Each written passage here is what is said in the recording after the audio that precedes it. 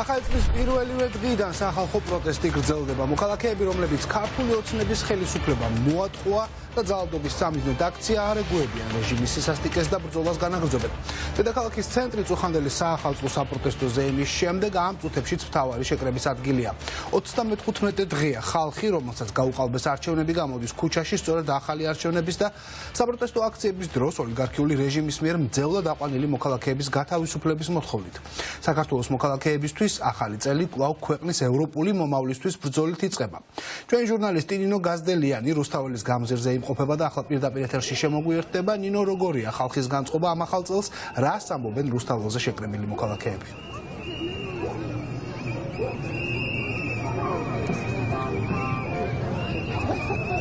ნინო, შენ პირდაპირ ეთერში ხარ? Πάντα პირველ რიგში მიულოცავ ჩვენს მაყურებელს 2025 წელს და მართლაც ყოფილიყოს გამარჯვების, მშვიდობის, წარმატებისა და ევროპასთან კიდევ უფრო დაახლოების წელი და თითოეული ქართველისთვის მართლაც წარმატების წელი 2025 და იმ სურვილების შესრულების და იმ მოთხოვნების, რომელიც აქვს საზოგადოებას.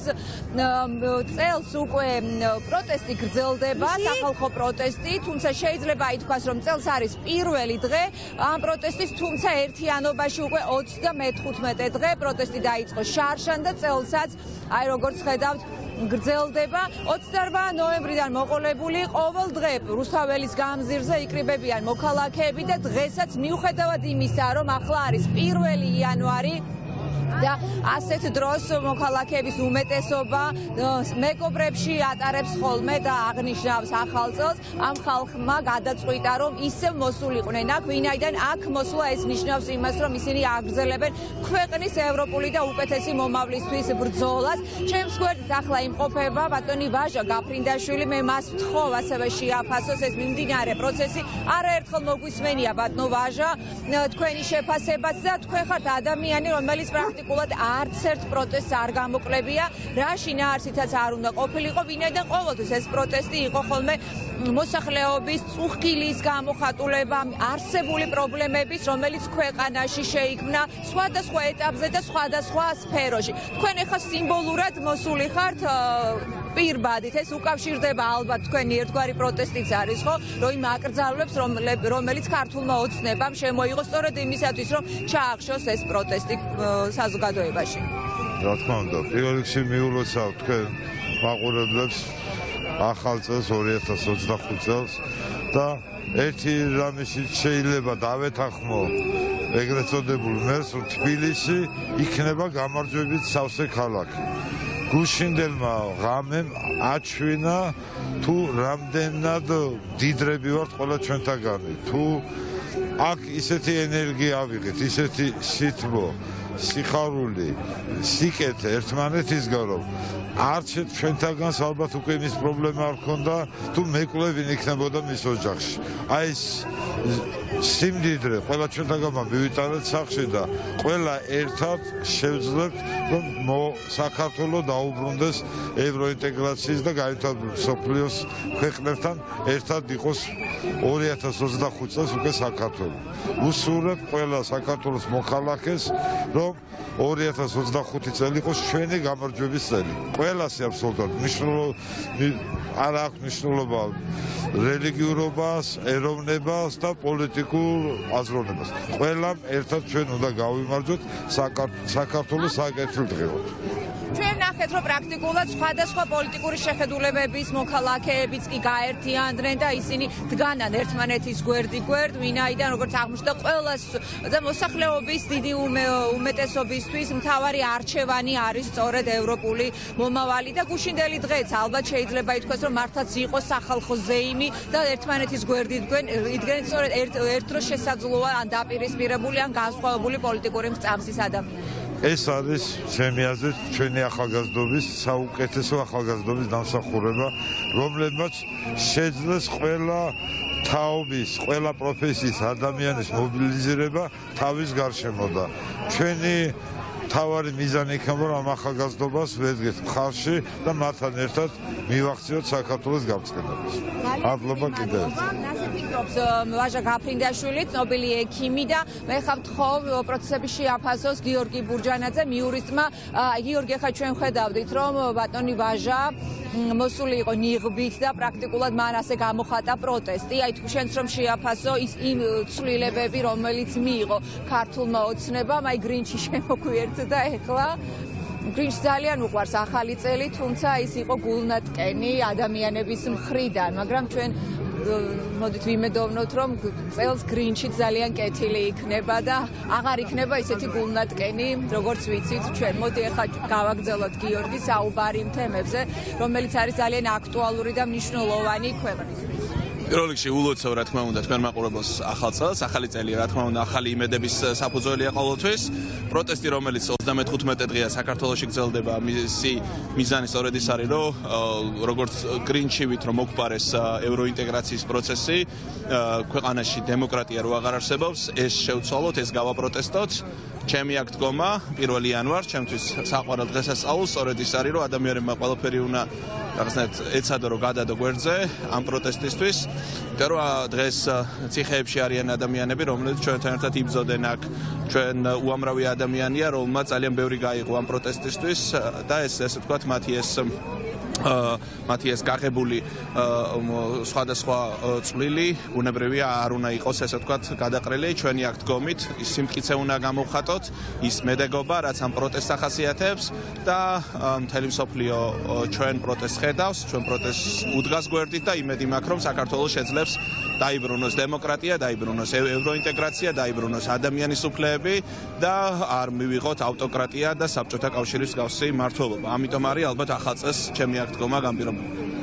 და რაც მაგალითად ჩვენ ნახეთ, რომ ბოლო გადაწყვეტილებები და ის 28 კანონი, რომელზეც ხელი მოაწერა მიხეილ ყაველაშვილმა და მათ შორის ერთ-ერთი იყო პრეზიდენტისათვის დაცვის მოხსნა, რამდენად არის აი ესეთი პრეცედენტო, როდესაც აი პირველივე ხელმოწერა ამას უკავშირდება და თან პრაქტიკულად გავიდა თუ არა, ესე რომ ვთქვათ, ვადა, როგორც ქართული ოცნება ამბობს, რომ მოეხსნა მას სახელმწიფო დაცვა. ეს ანტიდემოკრატიული ნაბიჯები ამ ვითომ თვითგამოცხადებული პარლამენტის მხრიდან არც პირველი არის და არც ბოლო იქნება დარწმუნებული ვარ, ამიტომ არ ვფიქრობ, რომ ეს რამენაირად რამით გასაკვირიანი აუხსნელია. დემოკრატიის ხელყოფა სწორედ იმიტომ უნდათ ამ ადამიანებს, რომ ესეთი დრაკონული ეგრეთ წოდებული წესები და კანონები მიიღონ.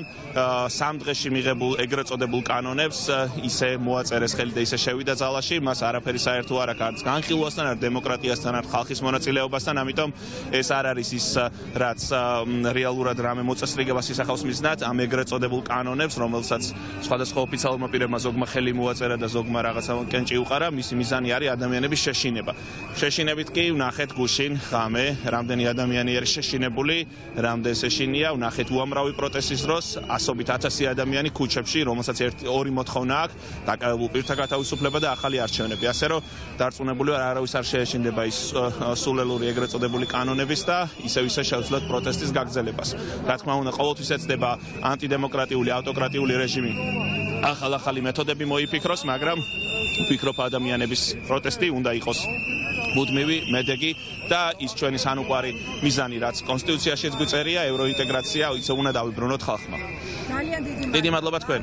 გიორგი ბურჯანაძეს უსმენდა, ახლა ჩვენი მაყურებელი, მე გავივლი კიდევ, გავესაუბრები სხვა მოქალაქეებს, რომლებიც იმყოფებიან რუსთაველის გამზირზე და გიორგის და ბატონ გაგას ხედავ, ბატონ გაგა, ჯერ თქვენ გკითხავთ, რომ შევაფასოთ თუნდაც აი გუშინდელი ღამე, ახალი წლის დადგომა რუსთაველის გამზირზე, აქ ძალიან ბევრი ადამიანი იყო მოსული, გაიშალა ერთობის სუფრა და შეიძლება ითქვას მართლაც გუშინდელი და ეს ახალი წლის დადგომა იყო სახალხო ზეიმი და სახალხო ახალი წელი. თქვენ აი მიმდინარე პროცესებს როგორ შეაფასებთ და მიდის საზოგადოება გამარჯვებისკენ და როგორ ფიქრობთ, რამდენად მნიშვნელოვანია სწორედ ქვეყნის კეთილდღეობისთვის იმ ორი მოთხოვნის შესრულებას, რომელთან მიმართებითაც თითქმის ყველა სფეროს წარმომადგენელი ამბობს, რომ შეუძლებელი არის დეესკალაცია ამ მოთხოვნების შესრულების გარეშე. უპირველეს ყოვლისა გისურვებთ ყველაფერს საუკეთესოს ახალ წელს, გილოცავთ ახალ წელს, ულოცავთ თქვენს მაყურებელს. გუშინ შესანიშნავი ღამე იყო, მე მგონი, რომელიც რუსთაველზე გავატარეთ და გავატარეთ სწორედ ამ ორი მოთხოვნით, რომ დაენიშნოს ხელახალი არჩევნები და განთავისუფლდნენ პოლიტპატიმრები, ვინც კი არის საქართველოში. ეს არის პროგრამა მინიმუმი, ასე ვთქვათ, ხო? რა თქმა უნდა, პროგრამა მაქსიმუმი არის, რომ ჩატარდეს ახალი არჩევნები, ახალი სისტემით, ალბათ, ახალი მოთხოვნებით ცენტრალური საარჩევნო კომისიის მიმართ, შეიძლება შეცვლილი კანონმდებლობით, რომელიც გარანტიას მოგვცემს, რომ უზრუნველყოფილი იქნება, როგორ გითხრათ, საყოველთაობა, ფარულობა არჩევნების და ამავე დროს ყველას მიეცემა თანაბარი შანსი არჩევნებში მონაწილეობის, გამარჯვების და ასე შემდეგ. ეს თუ არ მოხდა, თუ ეს მთავრობა, რომელსაც პირობითად ქვია მთავრობა, არ წავიდა გარკვეულ კომპრომისებზე, ძალიან რთული იქნება გავსაზღვროთ რა იქნება მომავალში, შეიძლება დაპირისპირება კიდევ უფრო გამძაფრდეს, გამწვავდეს, რაც ნამდვილად არ უნდა ოპოზიციის მხარეს. ეს ალბათ მთავრობაა, რომელსაც აწყობს გამწვავება სიტუაციის. თუ ეს ნაბიჯები არ გადადგეს, შემხედრი ნაბიჯები, ასე ვთქვათ და არ დათანხმდნენ ხელახალ არჩევნებს, ძალიან რთული იქნება თქვა რა მოხდება მომავალში.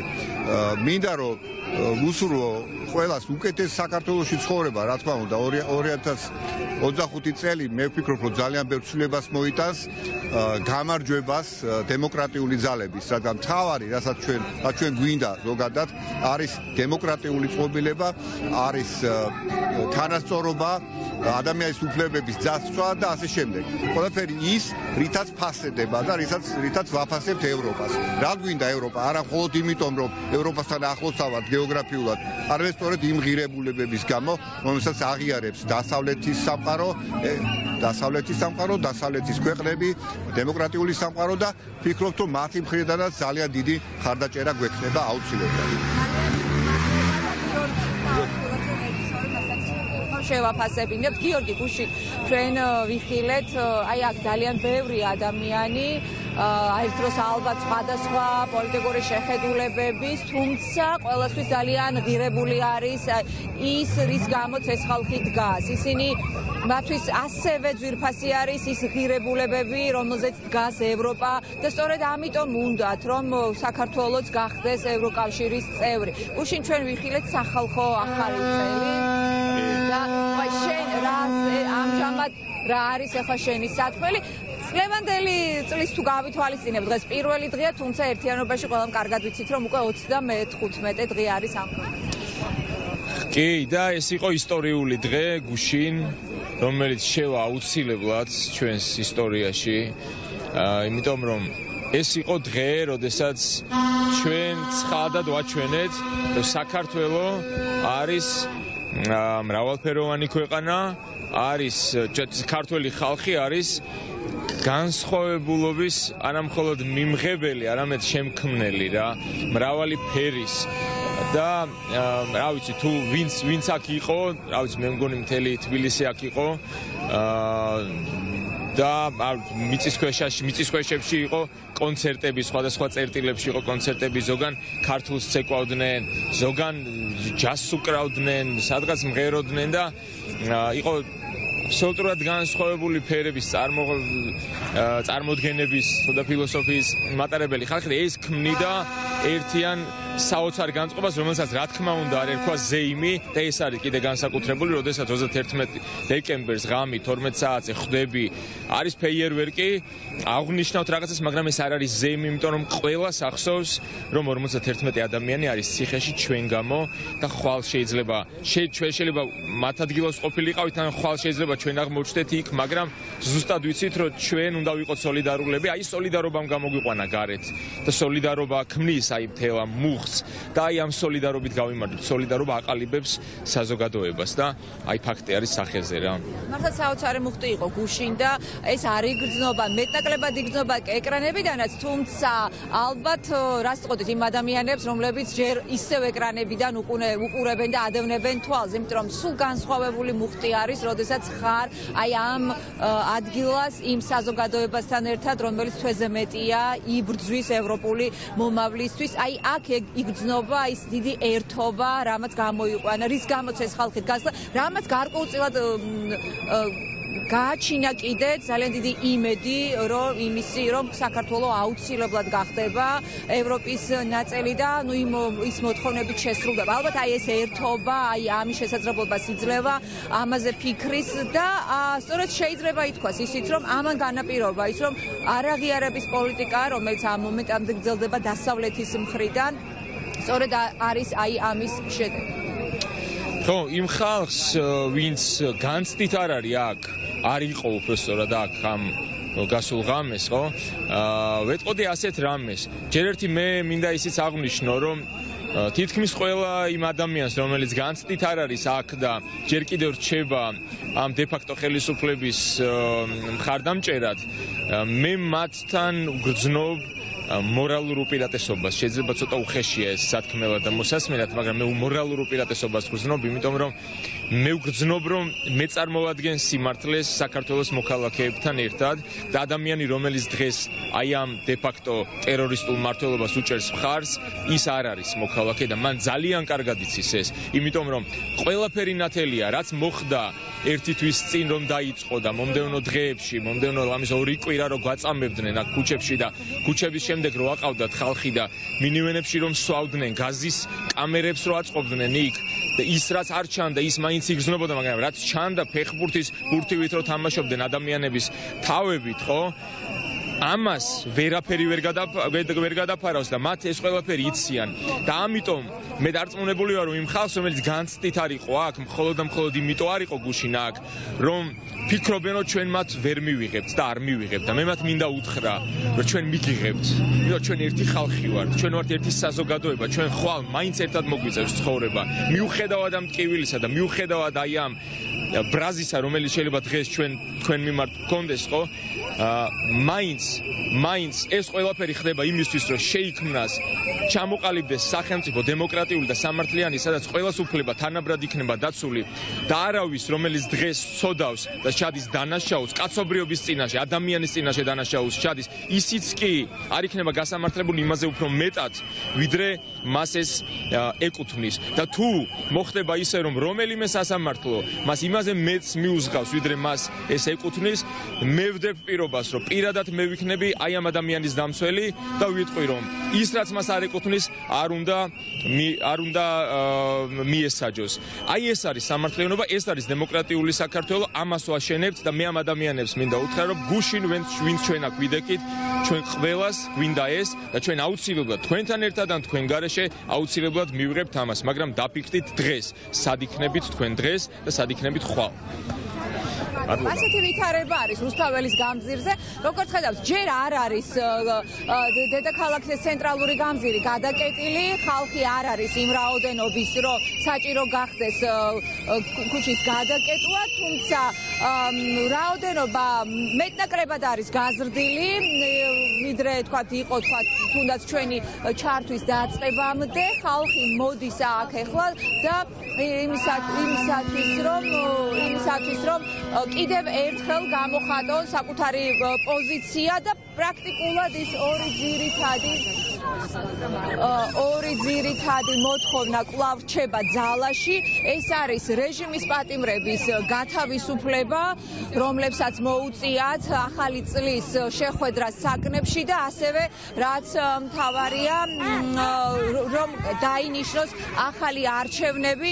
მე ხავ ხედავ იდა ბახტურიძესაც და ვკითხავ მასაც, იდა მოდი რომ შევაფასოთ მიმდინარე პროცესები და ის ორი ძირითადი მოთხოვნა, თუმცა ქართულ ოცნებას როგორც ხედავთ, არ ესმის ჯერ კიდევ ეს მოთხოვნები და მუდმივად ითვლიან ხოლმე თავებს აქციის მონაწილეების სულ ხან ამბობენ რომ 300 ადამიანი დგას, ხან 700 ადამიანი, თუმცა გაცილებით მეტი არის ხოლმე. როდესაც ივსება ეს მთლიანად ეს გამზირი, ხა რა თქმა უნდა არ არის იმდენი რაოდენობა, თუმცა ის რომ ეს ადამიანები აქ დგანან, ეს იმას ნიშნავს რომ პროტესტი გრძელდება. გამარჯობა. გამარჯობა და პირველ რიგში ყველას გილოცავთ ახალ წელს იმედის, თავისუფლების და გამარჯვების წელი ყოფილიყოს და იქნება ასეც ვარ დარწმუნებული. პირველ რიგში მიულოცავ იმ დატუსაღებულ მძევლად აყვანილ ადამიანებს, რომლებმაც ჩვენი თავისუფლებისთვის უკვე ძალიან მნიშვნელოვანი გაიღეს საკუთარი თავისუფლება და მე მანამდე ვიქნებით ჩვენ აქ, მანამ ეს ადამიანები არ იქნებიან თავისუფლებაზე და მანამ სანამ არ მივიღებთ თავისუფლად და სამართლიან არჩევნებს. ეს ჩვენი ორი მთავარი მოთხოვნა. რაც შეეხება რაოდენობას, ალბათ გუშინ ძალიან გაუჭირდებოდა დათვლა ნამდვილად, იმიტომ რომ ამ გამზირზე იდგა საპროტესტო სივრცემ დაიკავა რუსთაველის გამზირე. სიმბოლური იყო ჩემთვის, რომ იმის გამოხატულება იყო, რომ აქ არის პროტესტი, ეს არის საპროტესტო ელექტორატის თუ საპროტესტო ადამიანების თუ ჯგუფის დაკავებული სივრცე, მაგრამ ერთი ჭყალებში გამარჯვებული ქართული ოცნება გუშინ ვერ ვნახეთ სად იყო, ხო? მათ შორის ის კონცერტიც კი, რომელიც თურმე ვითომ ეთერებში მიმდინარეობდა, არაფერი არ ხდებოდა, ეს იყო ჩაწერილი კონცერტი. ანუ ჩემთვის გუშინ კიდევ ერთხელ დამტკიცდა, რომ პროტესტმა დაიკავა უკვე თავისი სივრცე, ეს აღარ შეჩერდება და ძალიან მნიშვნელოვანია, რომ თუნდაც გუშინდელი დღის მერე დაფიქრდეს ხელისუფლება, რომ ეს აღარ იქნება ყველაფერი ისე როგორც იყო და მას მოუწევს გარკვეულ დათმობებზე წამოსვლა და მთავარზე მას მოუწევს არჩევნები დაუთმოს ხალხს. ძალიან დიდი მადლობა. მოკლედ, ხალხი რჩება რუსთაველის გამზირზე, მათი მოთხოვნებიც არის უცვლელი.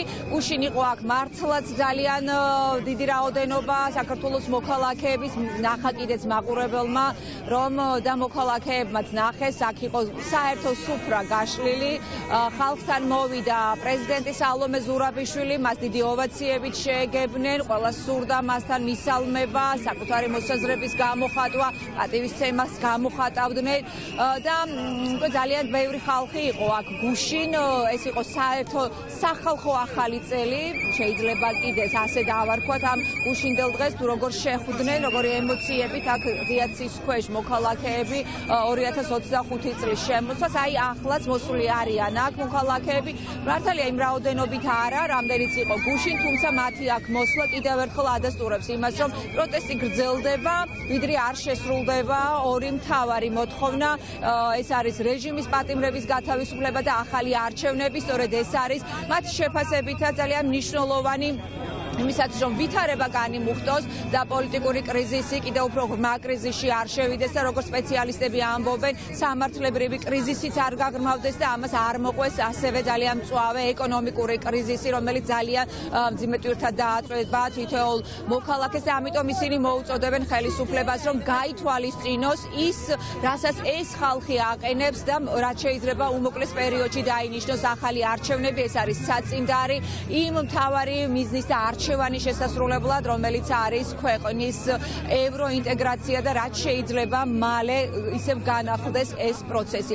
ასეთი ვითარება არის ახლა რუსთაველის გამზირზე და ჩვენ რჩებით აქ ადგილზე, ნახოთ მოვლენების განვითარების შესაბამისად შემოგიერთდებით.